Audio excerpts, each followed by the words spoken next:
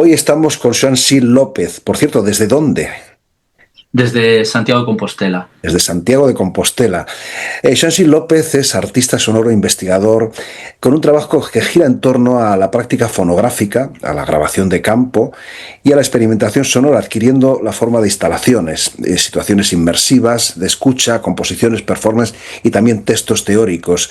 Él ha estudiado musicología y se doctoró en Bellas Artes con una tesis en torno al ruido y algunos usos del paisaje sonoro en el contexto del arte, centrado en la utilización de los sonidos ambientales en la creación contemporánea. Bueno, forma parte de algunos proyectos importantes. En su momento formó parte de un grupo que realizó un paisaje sonoro, un mapa sonoro, disculpa, de Galicia. Concretamente el grupo escoitar.org, y no sé si eso ya el proyecto es en cuestión del mapa sonoro está colapsado, se ha acabado o no sé si eso sigue o no. Bueno, Escoitar, su vida fueron 10 años exactamente, de 2006 a 2016.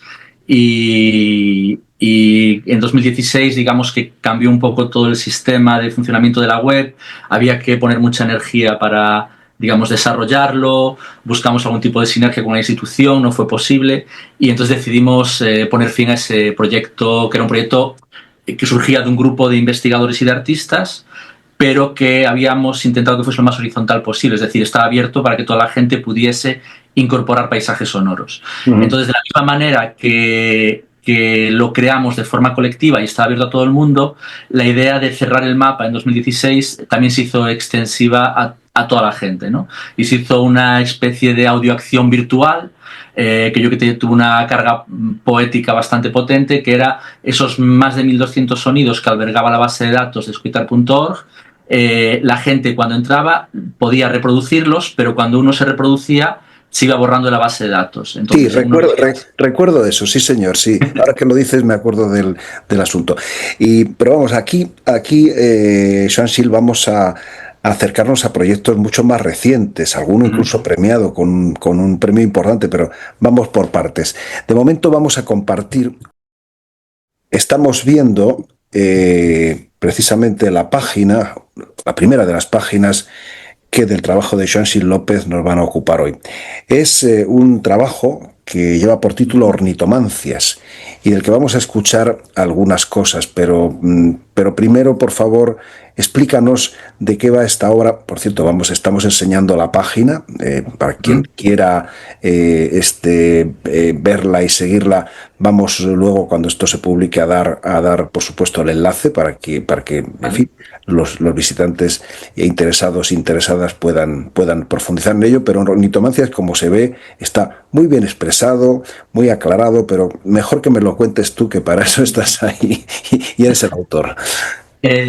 Ornitomancias es una pieza que surge de otro proyecto que es Organescape, que bueno, luego podemos hablar un poco de él. Claro, de eso vamos a hablar después, fundamentalmente, sí. Perfecto. Entonces, en Santiago de Compostela, una serie de comisarios vinculados a un proyecto de investigación de la universidad me propusieron utilizar la pieza de Organescape, que utiliza esos autómatas que imitan sonidos de aves, para una exposición que giraba alrededor de la idea de futuros posibles, pero también la idea de adivinar esos futuros posibles, la idea de un poco de las mancias, ¿no? de las prácticas adivinatorias. Y también conectando un poco con algunas prácticas científicas que a partir del análisis de datos intentan también predecir el futuro. En esta exposición, digamos que hay varias piezas que trabajan sobre cuestiones adivinatorias, ¿no? Pues desde escuchar a los árboles o observar, por ejemplo, diferentes, digamos, formas de interpretar o de intentar entender el futuro, ¿no? Pues observar las piedras que caen en el agua, como que retoman diferentes hilos de estas prácticas adivinatorias un poco esotéricas. Entonces, cuando me propusieron poner la pieza, la de Organescape, que ya es de 2021, hacía tiempo que yo, a partir de esa pieza, tenía anotado en mi libreta una idea que era generar un sistema analógico, es decir, acústico, controlado por una serie de motores, unos autómatas como sucedía en OrganScape, en el que los sonidos que imitaban eran los de un ave que se había extinguido y esos movimientos y sonidos eran controlados por un ordenador central y un controlador, un Arduino, que leía los datos de las causas de extinción de esa propia ave, ¿no? El ave en concreto que me interesaba era el mazarico de pico, bueno, el mazarico es en gallego, es en castellano es...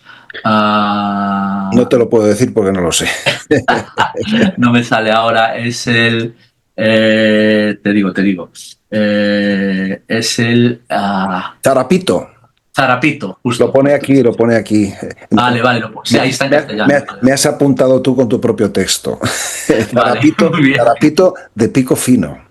De pico fino, sí, que se extinguió justo el año pasado. Bueno, se declaró extinto porque Vaya. llevan años observando a ver si lo podían ver y no se ha registrado ningún avistamiento, observación, con lo cual se declara que esta ave está extinta. Las causas de la extinción son básicamente la reducción de los humedales, la caza, el aumento de los territorios explotados agrícolamente.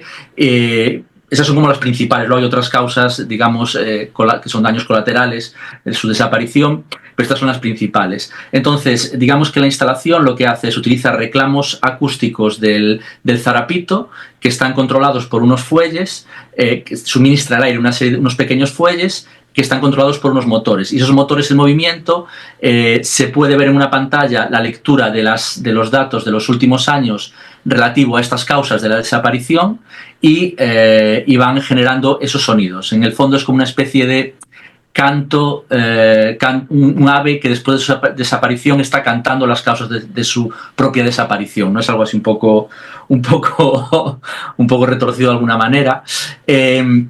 Entonces me parecía muy interesante porque conectaba con la idea de la ornitomancia, de ahí el título de la pieza, porque la ornitomancia era una práctica que se realiza en diferentes culturas, pero digamos que lo que más cerca nos toca a nosotros sería la cultura greco-romana, greco-latina, en la que a través de observar los movimientos de las aves, pero también sus cantos, se decía que se podía predecir el futuro. Y eso además ha quedado en nuestra cultura de una forma digamos, popular, ¿no? Porque nosotros hablamos de que ciertas aves son aves de mal agüero. Esa expresión la tenemos mucho, ¿no? Como que cuando escuchamos el canto de un ave, está indicando que va a pasar algo malo.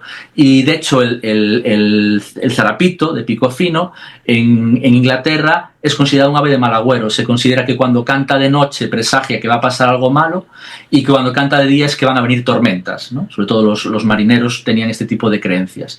Pues si te Entonces, parece, vamos. Sí, sí, sí, sí, sí, sigue, sí, por favor.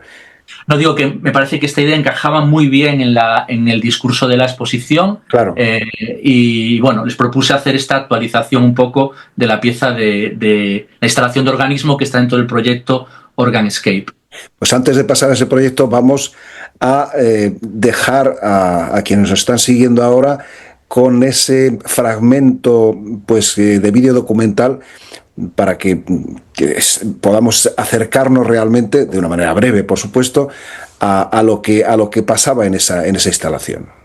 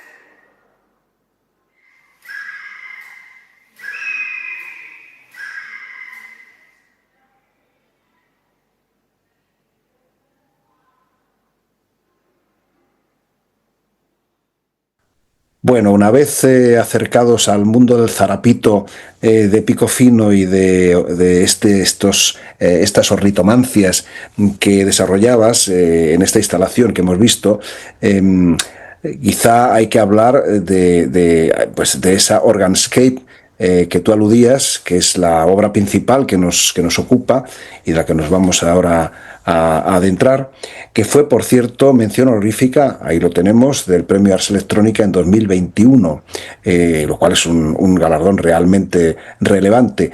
Aquí encontramos, bueno, una explicación bastante clara de estos organismos que tú construiste y por supuesto también muy ricamente en la página explicado con esquemas y con fotos cómo va la cosa.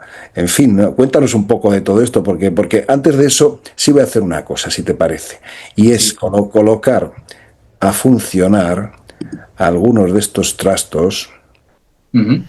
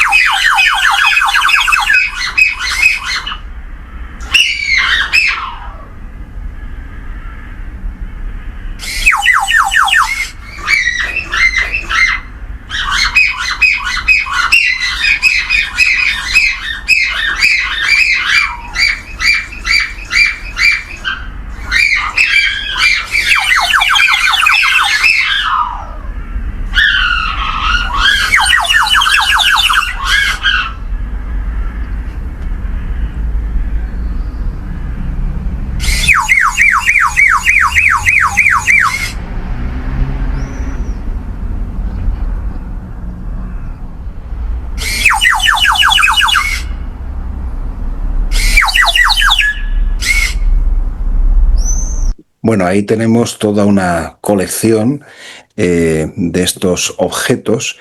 Luego pasaremos a escucharlos todos en este vídeo que estamos comprobando que hay ahí dentro y que los reúne a todos. Pero en fin, quizás sería más conveniente darte paso, Jean-Gilles, para que nos expliques un poco más profundamente cómo ha venido todo esto, esta maravilla y sobre todo, y hay una cosa que me llama la atención, porque claro, te he presentado como una persona que ha estado trabajando toda la vida con la idea de la fonografía, del paisaje sonoro, de las grabaciones de campo, y de pronto estás creando con autómatas un paisaje sonoro totalmente artificial. ¿Cómo ha sido ese trayecto de una cosa a la otra?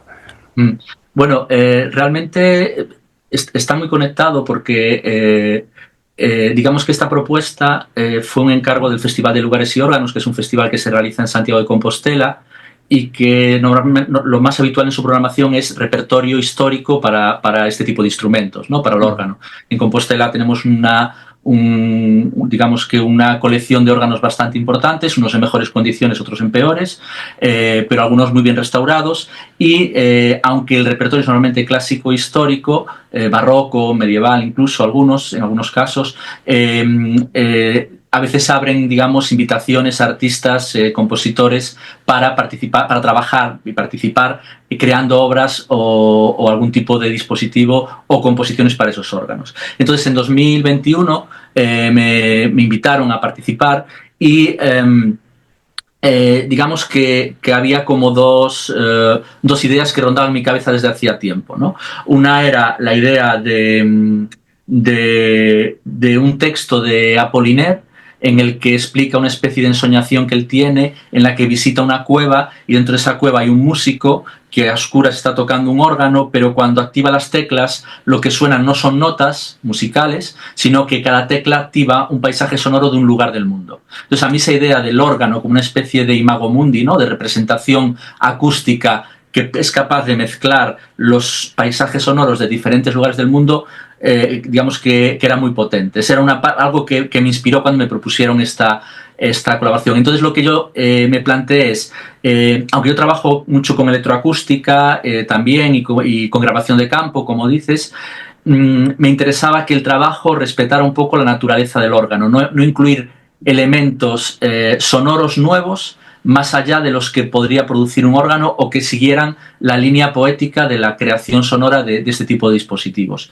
Entonces, mi primera propuesta fue crear una serie de composiciones para el órgano que fuesen derivadas de grabaciones del campo que yo había realizado, a través de una serie de procesos digitales, utilizando pues Open Music y otro tipo de, con Super Collider, algún tipo de librerías. Digamos que partí de esas grabaciones de campo para generar composiciones musicales, que luego, digamos, que adaptaba a las peculiaridades específicas de este órgano, que es un órgano de 1802, que está en la iglesia de la Universidad de Santiago de Compostela, que ya no funciona como iglesia. Digamos que es un espacio expositivo, pero restauraron un órgano hace unos años con mucho cuidado y mucho cariño, entonces un órgano muy interesante y muy valioso.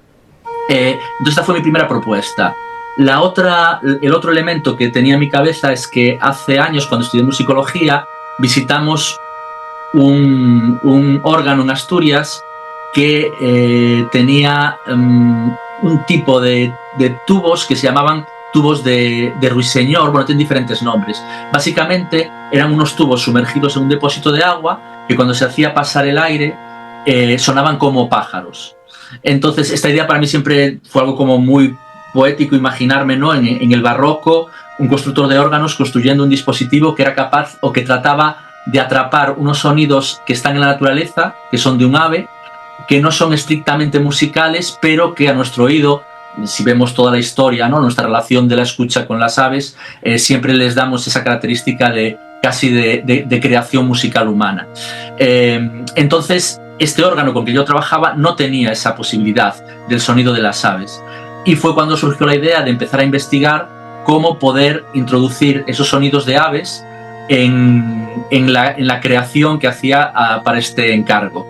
Y surgieron la idea de los autómatas, ¿no? A mí el tema de los autómatas siempre me ha interesado mucho porque también conecta estos ámbitos de arte, ciencia y tecnología, porque son creaciones tecnológicas que tienen una dimensión artística muy importante y que al mismo tiempo cuando se crean los autómatas, en el fondo hay una intención de intentar entender cómo funciona algo.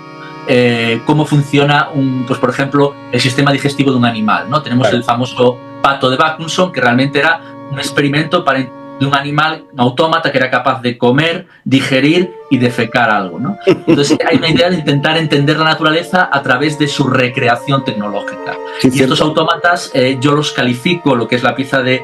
Digamos que el proyecto global es Organscape y dentro de Organscape están las 4 composiciones y luego están los autómatas que se llama organismo. Bueno, el organismo 1, 2, 3, cada familia tiene, digamos, que su nombre. Y son elementos controlados digitalmente y mecánicamente con estos motores, pero el sonido que se produce respeta la naturaleza del órgano. Es decir, es un fuelle que al moverse genera un aire que insufla ese aliento, una serie de reclamos de aves y hace que suenen y están programados para que el movimiento de alguna manera siga las cadencias de estas aves. Por eso a mí me gusta llamar a esta instalación, organismo, una especie de estudio mecánico ornitológico, ¿no? Sería un poco la descripción. Sí. De hecho, debajo de ti, como habrás podido escuchar, hemos colocado la 4ª variación, que yo creo que es una de las más ricas, por cierto, en cuanto a tímbrica. Voy a subirla un poco para escucharla mejor. Pero de todas maneras, también, insisto, este link estará también, digamos, operativo y como información cuando esto se publique, para que quien quiera pueda profundizar más y acercarse mucho más a fondo de lo que el tiempo que tenemos ahora pues nos permite.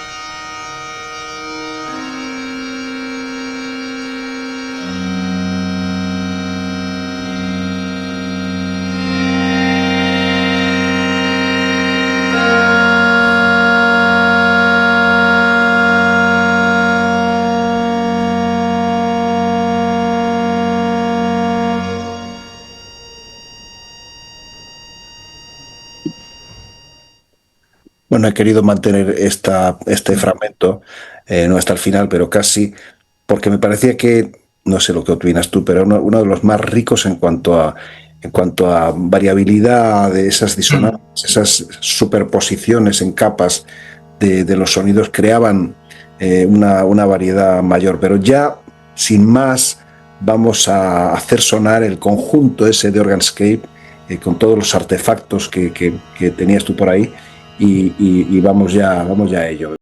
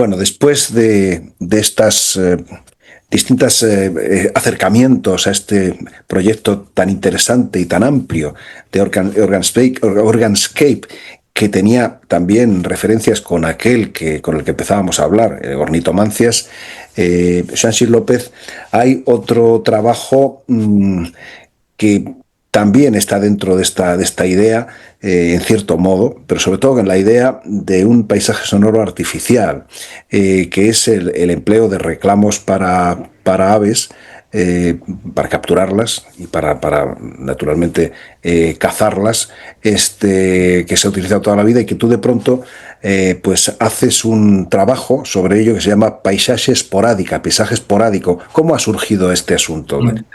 A Bueno, ver, realmente ¿esto tiene que ver con lo anterior o más bien es una sí, cosa? digamos que cuando me hicieron el encargo, lo primero que hice fue relacionarme con los reclamos, ¿no? Porque iban a ser los dispositivos sonoros, y coincidió que fue la época de que nos confinaron. Entonces yo tenía en casa una colección de reclamos y estaba confinado. Entonces, bueno, eso fue como una especie de prueba que hice yo en casa con los reclamos, pero decidí grabarla para intentar crear un paisaje sonoro a través de estos dispositivos. Un paisaje sonoro que no podía ni salir a grabar, que podía escuchar, pero siempre el mismo cuando abría mi ventana, pero que no podía, digamos, tener acceso. Entonces fue la idea de esa artificialidad dentro de una vivienda, de crear un paisaje sonoro a través de estos reclamos. Y fue, digamos, que realmente no es una pieza en sí misma. La compartí porque me pareció en ese momento muy relevante, pero digamos que es un ensayo para todo Sin duda, sin duda. Pero bueno, sí. acabar con ello también tiene su punto poético. Sí, sí, sí, sí. Entonces, pues básicamente es coger los diferentes reclamos e intentar crear con ellos lo que sería la escucha de un paisaje sonoro, ¿no? Donde aparecen diferentes aves, donde está el viento, y van apareciendo como un mosaico, como se puede ver en el vídeo, de esas diferentes entradas. Ya digo, no es algo muy trabajado, muy desarrollado, pero sí que es el inicio, el primer punto de estos otros trabajos, ¿no? De Organscape con la instalación organismo y de ornitomancias, que es un tema que me interesa mucho, la idea de la mímesis sonora, ¿no? Porque al final hablamos también, por ejemplo, de grabación de campo, y la grabación de campo, digamos que se aproxima más a lo real, pero en el fondo también es una captación, es casi una mímesis digital a partir de bits, es una representación, ¿no? Es decir, hay un proceso de transformación, en ese caso mucho más, digamos, directo y más próximo a la realidad, en el caso de estas piezas, pues más alejado. Sin Pero duda. bueno, está todo conectado, sí. No, sin duda, y además, Joan Sila, hay una cuestión, y es que también esos paisajes sonoros se pueden remezclar, se pueden cortar, es decir, se puede ayornar un tanto, y que incluso se puede componer. Es decir, que no digo que tú lo estés haciendo cuando haces ese tipo de cosas, pero es una práctica que es bastante habitual, con lo cual esa composición tuya con los reclamos pues entra dentro también de esas posibilidades, ¿no? De esa fantasía que nos da la tecnología para poder realizar pues un acercamiento al paisaje sonoro natural, por así decirlo, ¿no? Sí, Pues sí, vamos, efectivamente. pues, pues te dejamos aquí y dejamos a todos los que nos están viendo y escuchando con estos reclamos y con tu interpretación de ellos. Muchas gracias. Muchas gracias a vosotros.